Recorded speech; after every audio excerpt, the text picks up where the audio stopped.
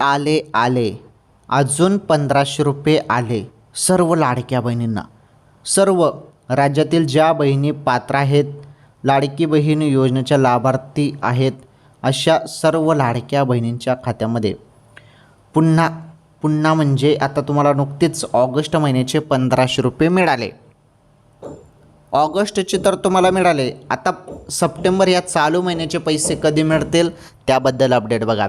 या चालू महिन्याचे पैसे देखील तुमच्या खात्यामध्ये आता जमा केले जाणार आहेत आणि कोणत्या क्षणी तुमच्या खात्यामध्ये आता सप्टेंबरचे 1500 जमा होणार आहेत बहिणींनो.